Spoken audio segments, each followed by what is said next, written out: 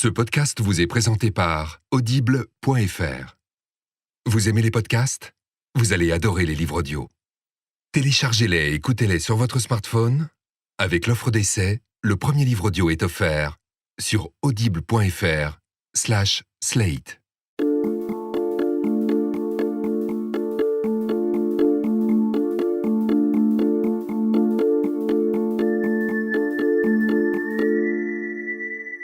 Vous écoutez Transfert, et je m'appelle Charlotte Pudlowski, et d'abord, il faut que je vous raconte quelque chose.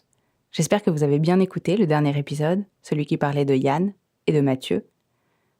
Eh bien, après la mise en ligne de cet épisode, Yann l'a posté sur Facebook. Des tonnes de gens ont commenté, et parmi eux, quelqu'un qui était là, le jour où Yann et Mathieu se sont rencontrés en vrai pour la première fois, au goûter, dans leur immeuble. Il raconte qu'il se souvient de tout, des hypothèses de Yann sur ce pervers qui le regardait par la fenêtre et dont il ignorait que c'était Mathieu. Mais surtout, il raconte, cet inconnu de Facebook, ce troisième voisin, que lui-même à l'époque fantasmait sur Mathieu. Et vous savez d'où il le voyait ? Du salon de chez Yann, quand il lui rendait visite, par la fenêtre.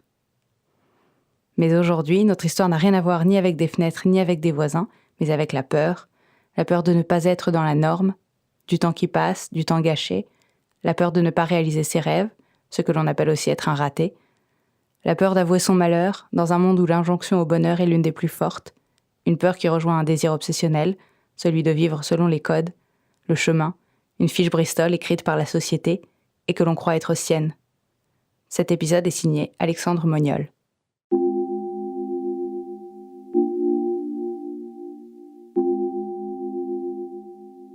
En 2009, je vais voir une psy et ma psy me dit « Barrez-vous, il y a un loup ». On ne sait pas ce qui se passe chez les gens. On ne sait pas qui ils sont réellement. Même si on vit avec les personnes pendant longtemps, même si on ne connaît pas. Et donc si vous ressentez quelque chose qui ne va pas, que vous n'arrivez pas à expliquer, et en tout cas qui vous tue, qui vous ronge de l'intérieur, c'est que vous avez forcément raison. Il faut suivre son intuition. Alors là-dessus, moi, je comprends pas trop, je prends peur.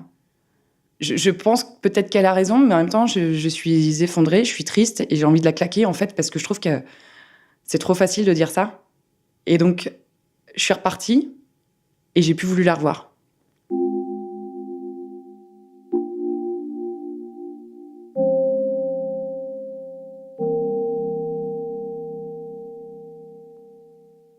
Ma vision de la vie à l'époque, c'est tracer ma route, c'est de suivre ma petite fiche Bristol que je m'étais constituée avec ma petite case. Alors, première étape, j'ai mon diplôme. Deuxième étape, je rencontre mon petit mari. Troisième étape, je verrouille en me mariant ou en étant propriétaire, ou en tout cas en concrétisant quelque chose. Je deviens une vraie adulte.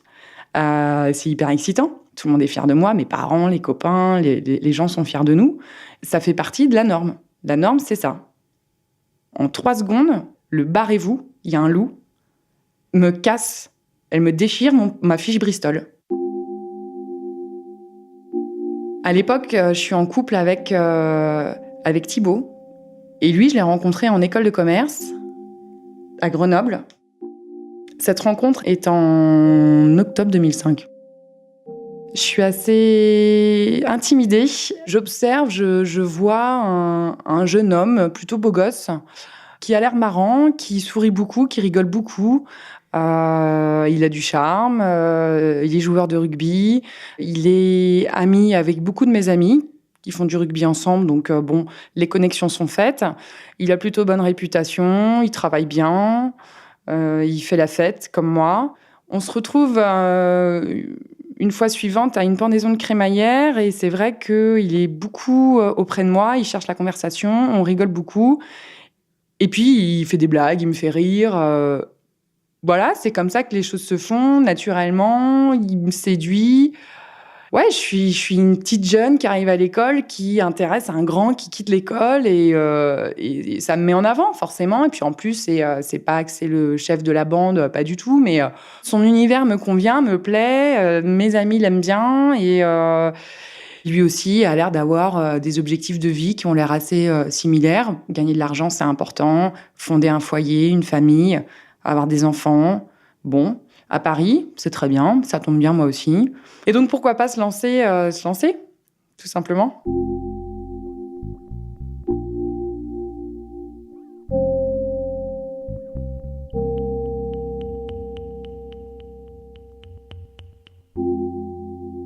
On sort ensemble. Et par contre, après, ça met un peu plus de temps à avoir des relations intimes. On met entre 1 mois et demi à concrétiser, à passer à l'acte. Moi, au début, ça me choque pas parce que je me dis que le gars m'apprécie, me respecte, que je suis pas le coup d'un soir, que voilà, c'est plutôt positif pour moi. Ça me met sur un pseudo-piédestal.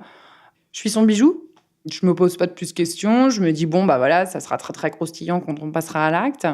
Lui, comme toute personne normalement constituée, voilà, me demande si j'ai déjà eu voilà, des histoires avant et si je m'étais protégée, et si j'ai fait des tests, etc. Donc, je lui explique que oui, oui, je peux faire un test contre l'HIV, etc., MST, compagnie, s'il faut, aucun problème. Et puis, bah, évidemment, moi, en retour, je lui demande la même chose. Et lui me répond que non, il n'y a pas besoin. Alors, ok. Donc, première chose un peu curieuse. Et puis, bon, finalement, moi, je fais mon test. Tout va bien. Je m'en doutais pas de toute façon. Et puis, finalement, se passent nos premiers rapports. Les premiers rapports se passent bien.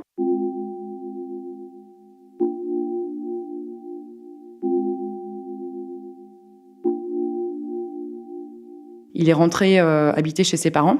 Moi, je suis plutôt confiante. Et puis, de toute façon, moi, personnellement, je ne suis pas quelqu'un qui est en mode chasse ou qui est habitué à cumuler les rencontres. Je suis plutôt sur un mode de construction, d'histoire d'amour. Voilà. Donc, je suis pas stressée. Et dans le même sens, je me dis que finalement, c'est pas mal. Ça va me permettre de vivre ma scolarité la semaine avec mes copains, de faire ce que j'ai à faire et puis de le retrouver tous les 15 jours ou toutes les 3 semaines. Je change un peu de cap, en fait. Je suis étudiante la semaine, je fais la fête, etc. Et puis toutes les 2-3 semaines, quand on se retrouve, je retrouve un adulte, quelqu'un qui rentre sur le marché du travail, on va au restaurant. Il y a des soirées d'organiser avec des personnes de son âge. Et moi, j'ai l'impression de vivre un peu deux formats d'école. L'après l'école, un peu avant tous les autres. Et puis le pendant l'école avec mes amis. Et donc... je suis mise en avant, je suis la petite copine de Thibaut qui arrive à Paris le week-end exceptionnellement pour voir les amis, son amoureux. Je pense que je suis contente de ça sur le coup. On doit faire l'amour 2-3 fois par week-end. J'aime ce qu'on est en train de construire, j'aime l'environnement qu'on se crée. Je suis attachée forcément à Thibaut. Je suis extrêmement fière de lui, de ce qu'il représente. Je me dis que c'est le prince charmant, c'est peut-être ça. Ce fonctionnement aussi, de se voir toutes les 2-3 semaines, une fois à Paris, une fois à Grenoble, dure jusqu'à ce que je parte au Canada.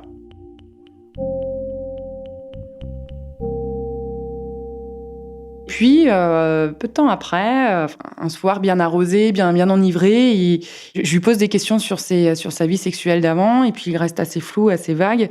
Et puis finalement, il arrive à me dire à 4h du matin que j'étais sa première compagne, sa première partenaire. Je l'ai mal pris parce que il y a eu un rapport de confiance qui a été un peu brisé. Ça m'a refroidi, il n'a pas compris. Il m'a dit, mais tu vois, c'est pour ça que je voulais pas te le dire, parce que non. Et je lui dis, écoute, le problème n'est pas que tu aies été puceau et que je t'ai dépucelé. Le souci est que, à l'âge de 25 ans, on ne soit pas capable d'avouer ce genre de choses.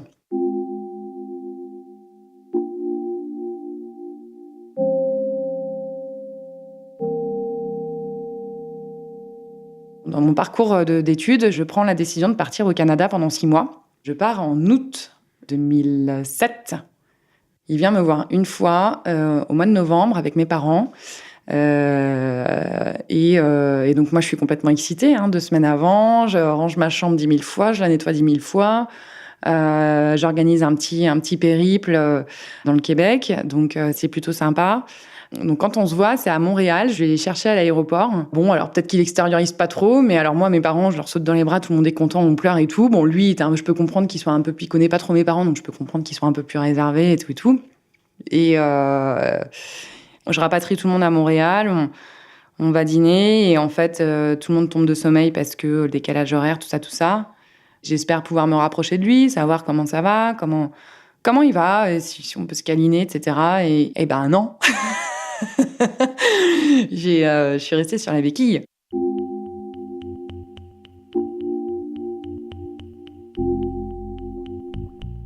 Je suis un peu déçue parce que je me dis, tant pis, je pensais lui faire plus d'effet que ça. Je me dis, c'est pas grave, c'est reporté au lendemain. Et puis le lendemain, rebelote. Et donc bref, le séjour continue et puis rien. J'accepte, on met un mouchoir là-dessus, on se dit c'est pas grave, on verra. Et là où je me sens un peu honteuse, c'est quand je rentre de ce road trip-là, je les ramène à l'aéroport. Forcément, mes copains me disent bon alors, ça y est, t'as pu profiter. Et là, je leur dis non. Un petit tunnel qui se creuse en moi, un espèce de vide, et je me dis bon ok, on verra ça à la rentrée quoi. Lui essaye de me rassurer en me disant que beaucoup de boulot, mais tu comprendras quand tu seras sur le marché du travail. Alors ça, c'était son grand truc. Mais tu comprends pas. Moi, je suis commerciale, j'ai du gros travail, j'ai des grosses responsabilités. Du coup, je suis fatiguée. Ok, je peux comprendre, mais bon, après, t'es a priori avec quelqu'un que t'es amoureux. Et puis là où il y a un truc qui me titille un petit peu, c'est que j'ai pas de souvenir particulièrement là, mais c'est fort probable pour que ce soit déjà arrivé, c'est qu'il se passe quelque chose physiquement. C'est-à-dire que même s'il ne veut pas de moi, malgré les avances que je lui fais, etc., il se passe quelque chose physiquement. Il y a une réaction physique parce qu'il bande.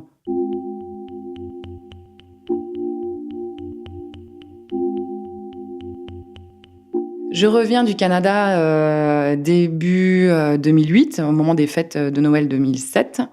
On va se retrouver, on va se sauter dans les bras comme deux amoureux transi, là. Et en fait, non. Je me prends une seconde gifle. Et moi, j'essaye de communiquer encore une fois avec lui. Qu'est-ce qui se passe? Pourquoi tu veux pas de moi? C'était pareil en novembre. En gros, ça va faire plusieurs mois, finalement, qu'il s'est rien passé a priori, parce que j'étais partie en août 2007. Et donc là, je commence sérieusement à me poser des questions.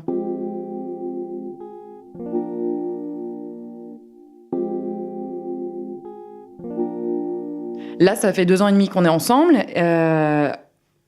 Et je reste parce que, malgré tout, il me dit ce que j'ai envie d'entendre. T'inquiète pas, les choses vont se faire au fur et à mesure. On va atteindre nos objectifs. Un jour, on se mariera. La vie, tu connais pas. Moi, je connais. Tu comprends pas. Moi, j'ai des impôts à payer. J'ai ceci, j'ai tel souci.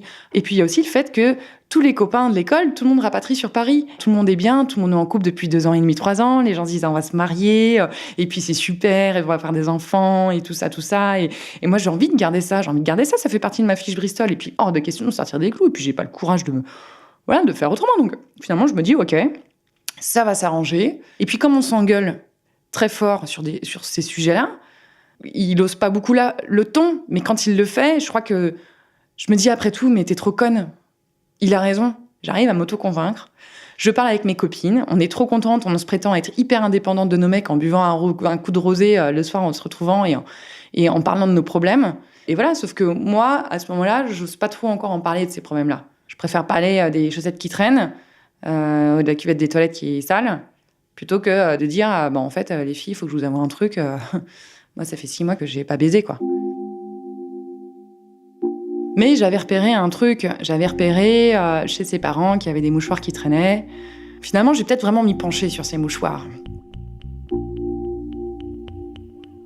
Alors, un été, je récupère Thibaut et son pote à Strasbourg, chez mes parents.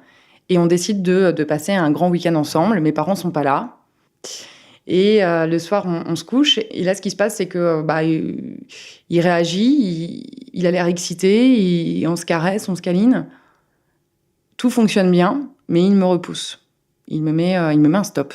Moi, je suis hyper vexée, je comprends pas. Je lui demande s'il veut qu'on mette une capote, quoi que ce soit. Et finalement, le lendemain, chacun se réveille. Moi, je suis un peu vexée, je suis un peu aigrie, je comprends pas. Je vais prendre mon petit-déj. Je déjeune avec le copain en question. Je petit déjeune avec le copain en question. Et puis Thibaut. Et Thibaut décide de monter se laver.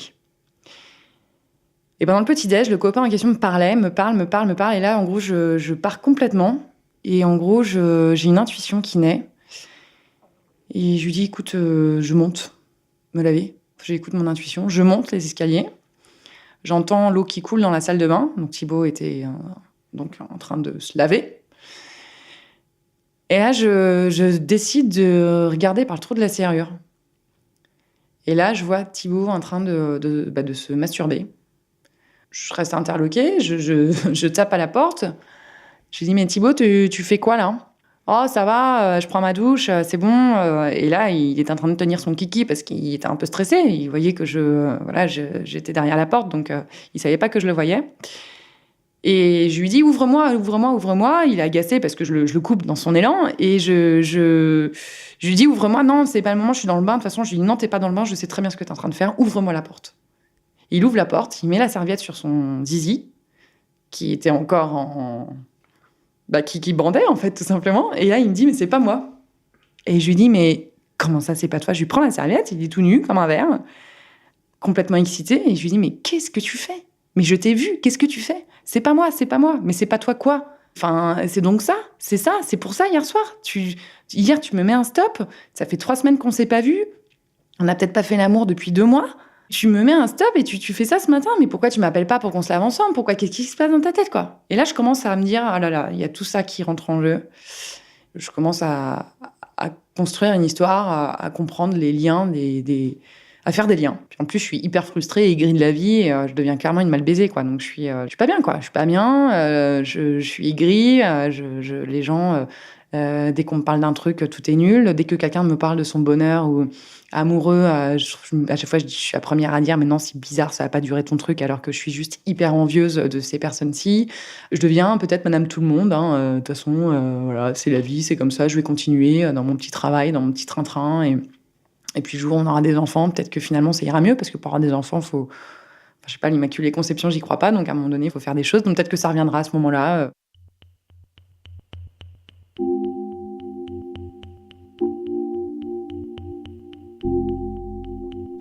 Et pourtant, fin 2009, on décide d'acheter un appartement en banlieue parisienne, un petit pavillon dans un bled qui nous permettra de faire une super plus-value lors de la revente de l'appartement, parce que ça fait partie des objectifs de la fiche Bristol. Je continue, malgré tout ce mal-être que j'ai, ces questions que j'ai, les questionnements, tout ce que je peux découvrir sur Thibaut, même si j'ai pas de réponse, je suis dans ma ligne de conduite que je me suis créée en arrivant à l'école. Je vais pas déroger à tout ce que je me suis mis dans la tête. Je dois me marier bientôt, avoir des enfants avant 30 ans, parce qu'après, ça fait trop tard, tout ça. Et puis finalement, dans l'environnement, y a pas, on n'est pas forcément amoureux de son conjoint, mais on est aussi attaché à son environnement qu'on se crée, les amis, tout ça, et puis la pression, et puis tout le monde parle de mariage, d'avoir des enfants. Donc là, tout le monde est hyper content pour nous. Vous allez acheter un appartement, c'est super, les gens nous aiment pour ce qu'on est. Ça constitue mon bonheur.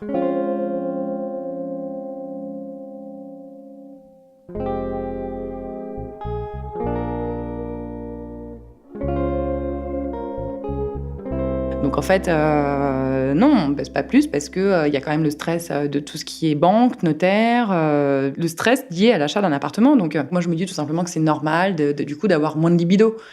Et puis il y a un truc aussi, c'est que c'est comme la faim, le sexe. Quand on n'a pas faim, quand on mange pas pendant longtemps, on n'a plus faim. Donc moi, au fur et à mesure, ma libido, elle diminue aussi. Je deviens malheureuse et là, j'ai une idée. Je me dis, tiens, je vais aller voir ma psy. Je vais lui présenter la problématique. Et là, elle me dit... Barrez-vous, il y a un loup.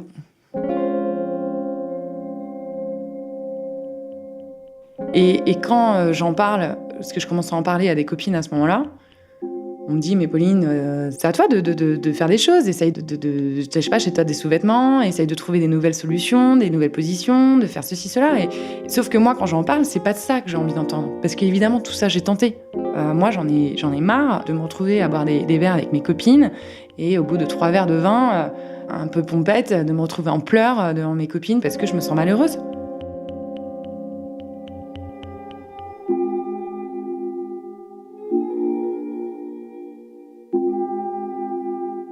Mais pourtant, je suis en train de constituer ma fiche Bristol, toujours ma liste de conduite. Donc, je me dis qu'on peut pas avoir le beurre, l'argent du beurre et le cul de la crémière. Donc, il y a forcément un moment donné où ça va pas aller, il faut l'accepter. Et du coup, je suis triste, je pleure, je suis gris. La nuit, je me réveille, je fume une clope, je fume 2 clopes. Je me dis, après tout, recouche-toi, ça ira. Je suis triste, mais faut pas que ça se sache.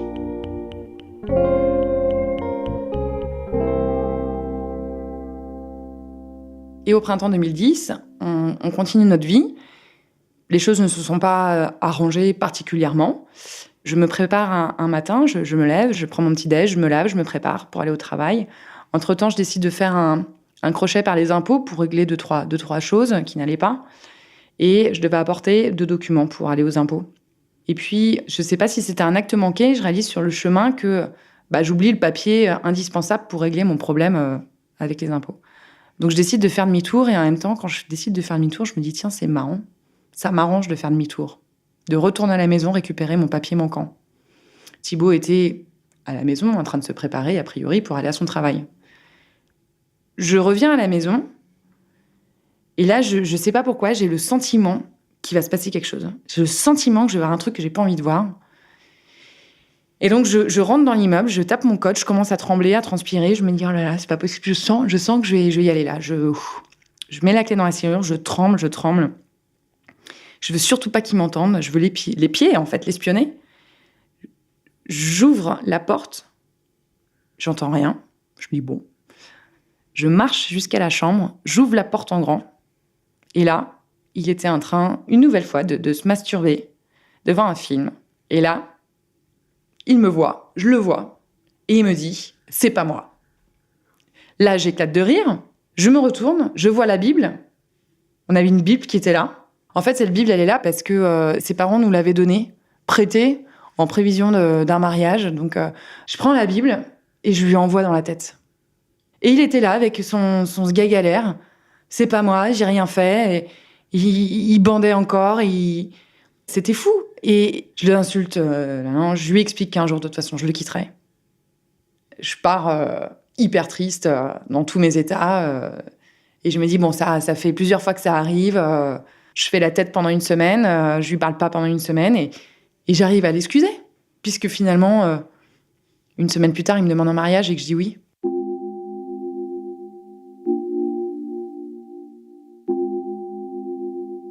Je ne vois plus le problème parce que je vais me marier. Et là, tous les gens sont hyper heureux pour nous. Les gens sont émus. On a des amis qui pleurent lorsqu'on leur annonce qu'on va se marier. Les parents sont libérés, délivrés. Je choisis mes témoins. Et c'est une année de préparation de mariage géniale parce que toute l'attention est concentrée sur moi. Et en fait, l'amour que je n'ai pas dans mon couple, je le reçois de la part des amis et de la famille pendant la préparation de mariage. Alors lui est très habile parce que c'est un peu comme un magicien ou un manipulateur. Enfin, de toute façon, le magicien est manipulateur. Mais encore une fois, j'attire ton attention sur quelque chose de nouveau pour que tu oublies ce qui ne va pas. Il doit se dire, elle peut pas faire marche arrière parce que de toute façon, on se marie et on est propriétaire d'un appart. Et c'est pas possible. Voilà, je verrouille au fur et à mesure. Il cadenasse tout ça. Enfin, lui, il pense cadenasser tout ça.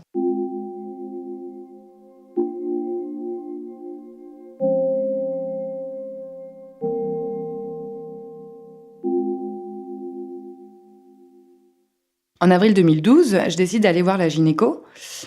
Ça fait partie de la suite des choses. On s'est mariés, maintenant on va faire des enfants. Donc je décide d'aller voir la gynéco pour concrètement qu'elle m'explique quel est le programme à suivre, le planning, tout ça. Et pendant qu'elle m'ausculte, qu'elle me donne des conseils, qu'elle me dit il faut faire l'amour 4 fois par semaine pour pouvoir lever les jambes, mettre les jambes comme ci, prendre tel médicament pour être sûr que vous ayez des enfants très rapidement. Je me dis mais c'est pas possible, j'ai pas du tout, c'est pas du tout ce dont j'ai envie. Donc j'écoute les petits conseils, je la regarde, et là j'ai une voix qui me dit « barre-toi, casse-toi, ça va pas du tout là, barre-toi, ouais c'est ça, faut que je me barre ». Là j'ai la voix de la psy qui revient « barrez-vous, barre-toi, il y a un truc qui va pas ». Non. Je pars de la gynéco, je la remercie bien, je prends sa petite ordonnance, je la déchire, je la mets à la poubelle.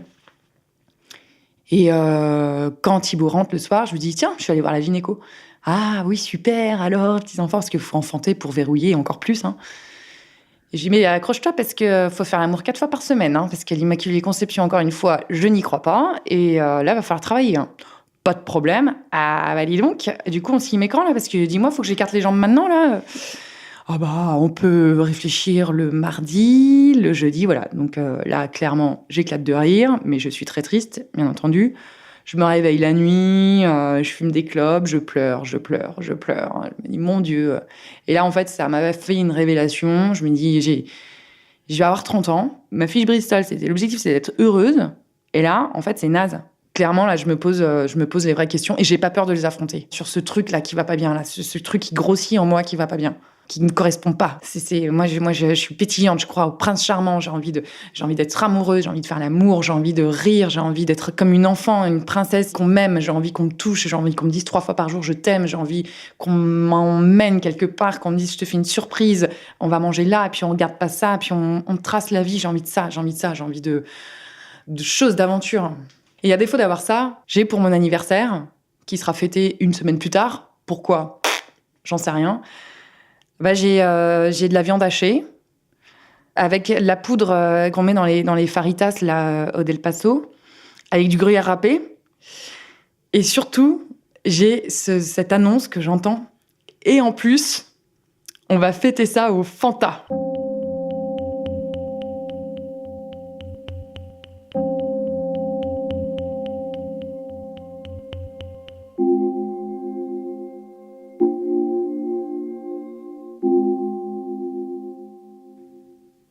Et puis finalement, 1 semaine après, nous 1 an de mariage, je le quitte. Je lui annonce que je pars, que je veux divorcer. Et il comprend pas tout de suite, il croit que je rigole. Il me dit « Mais attends, on est mariés, comment tu peux partir ? C'est verrouillé tout ça ?» Et puis après 1 demi-heure de conversation, il finit par comprendre que je suis sérieuse. Là-dessus, il appelle ses parents. Il pense peut-être que ça va me faire peur. Moi, je ne bronche pas, je reste stoïque, indifférente. C'est mon choix, c'est ma décision. J'ai tout tenté pour essayer de lui tendre des perches. J'ai essayé de lui parler, j'ai essayé de trouver des stratagèmes pour l'exciter. Je me suis inventé un amant. Un jour, je me suis dit, tiens, je vais lui faire croire que j'ai quelqu'un. Donc, je me réveillais à 1h du mat pour m'envoyer des propres textos. En mettant le portable sur vibreur, je me suis acheté de la super belle lingerie. Il a absolument rien remarqué. Maintenant, je suis sûre, je veux partir, je veux faire ma vie, je veux être libre. J'en ai marre de cette boule-là. Non, et puis c'est l'intuition, c'est comme ça. C'est maintenant, l'année prochaine, j'ai 30 ans, je vais être heureuse pour mes 30 ans. Voilà, maintenant, ma vie, elle est à moi, je la construis, et puis tant pis, j'assume.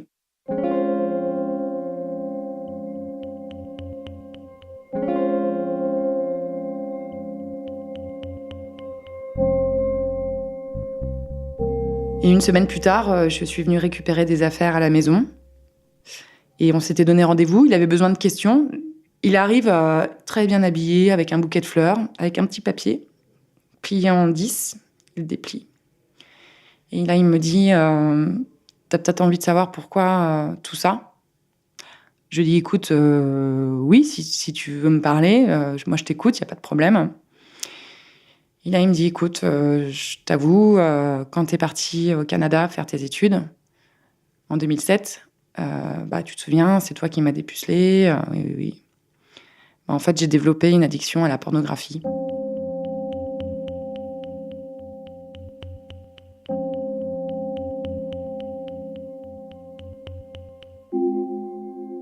Je suis soulagée parce que je refais toute l'histoire et je me dis, bon, c'est bon, je suis pas folle. Me toucher, en fait, pour lui, c'était toucher comme quelque chose de très sacré et c'était me salir. Parce que pour lui, ce qu'il voyait dans les films porno, il pouvait pas le reproduire auprès de moi parce que c'était sale. Mais en même temps, ça va pas bien du tout parce que je me dis, il savait qu'il y avait un truc qui n'allait pas, il savait que j'avais raison. Il m'a maintenue pendant 5 ans en me regardant droit dans les yeux, que j'étais pas normale, que j'étais folle, que je perdais la boule, que je me faisais dans ma tête, je me construisais des idéaux qui n'étaient pas les bons, que j'inventais plein de choses. Et donc, dans un sens, je suis hyper heureuse. Dans un autre, je me dis, mais comment on peut faire du mal ? J'ai raison, mais au final, faut encaisser le truc, quoi. L'état d'esprit dans lequel je suis est assez troublant. Je sais pas si c'est une sorte de déception parce que je m'attendais à un scoop vraiment grandiose, mais quand vous vivez ça et que vous avez un espèce de sentence qui tombe là, comme ça, moi, je suis au fond du seau, j'ai l'impression de vivre un cauchemar et cette nouvelle-là, elle arrive un peu comme une illumination, un peu comme l'apaisement, la fin, je vois un peu le bout du tunnel. Et c'est ça dont j'ai besoin.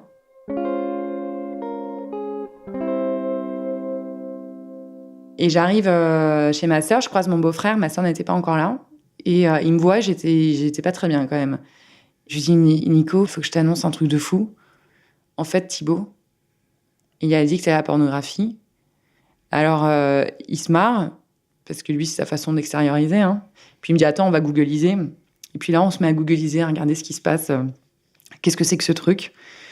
Et là, on voit que voilà, c'est effectivement quelque chose d'assez répandu chez les hommes, que c'est pas du tout démocratisé, hein, bien entendu, que pour autant, tu peux être addict à la pornographie et continuer à faire l'amour à des femmes. Pour autant, tu peux être addict à la pornographie et ne toucher personne. En tout cas, toujours est-il, c'est que ça détruit et ça fait un petit bazar quand même chez les femmes qui sont victimes de tout ça. Et que, en gros, je vais avoir du pain sur la planche pour me reconstruire.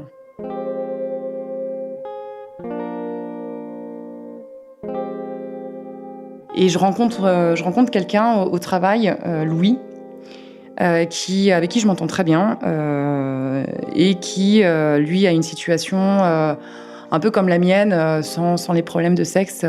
C'est-à-dire qu'il est dans sa vie avec une femme depuis 7 ans. Il décide de se marier. Le mariage est prévu pour l'été 2013. Et en fait, il n'est pas bien. On échange. Il me parle de conformisme, il m'explique qu'il ne l'aime pas, que même si c'est quelqu'un de très important pour lui, c'est pas sa vie, il voit pas ça comme ça. Du coup, moi, il me questionne beaucoup sur l'effet de ma décision dans ma vie, comment l'entourage l'a pris, comment j'ai pu me reconstruire. Je lui explique que tout ça, c'est complètement matériel, que si lui a l'intuition que son mariage ne pourra pas fonctionner, qu'il le fasse avant, qu'il ne fasse pas comme moi, j'ai fait cette erreur, j'avais des intuitions, je l'ai jamais suivie. Et lui, par contre, qu'il le fasse et qu'il arrête le mariage avant la date du mariage pour limiter la casse. Tu sais que t'es malheureux. Si tu veux partir, dis-le maintenant ou tais-toi à jamais. Le curé dit pendant la cérémonie religieuse, si quelqu'un n'est pas d'accord, qu'il lève la main ou se taise à jamais. Et là, c'est pareil. Soit tu te barres, soit tu te tais à jamais. Et t'as pas le droit de te plaindre si jamais tu pars pas.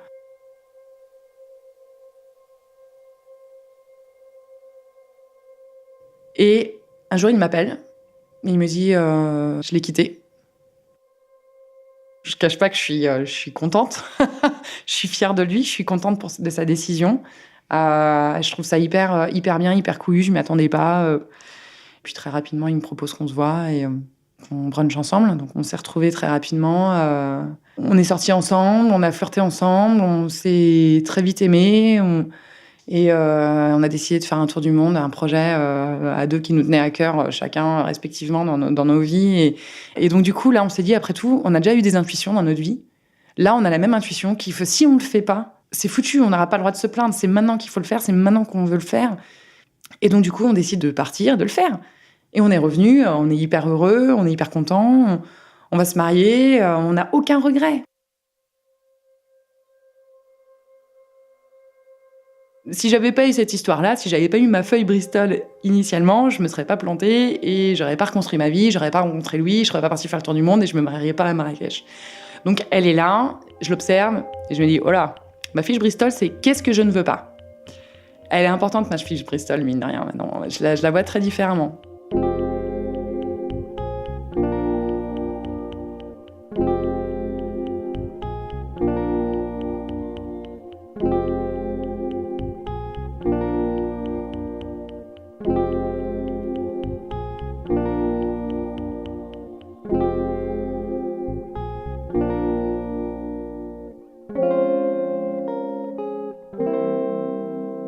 Cet épisode était signé Alexandre Moniol, avec Maxime Daoud pour la musique, Mélissa Bounois pour la direction musicale et Jean-Baptiste Aubonnet pour le mixage. Et si vous avez des histoires, n'hésitez pas à nous écrire podcast@slate.fr. À très vite. Ce podcast vous a été présenté par audible.fr. Vous aimez les podcasts ? Vous allez adorer les livres audio. Téléchargez-les et écoutez-les sur votre smartphone. Avec l'offre d'essai, le premier livre audio est offert sur audible.fr/slate.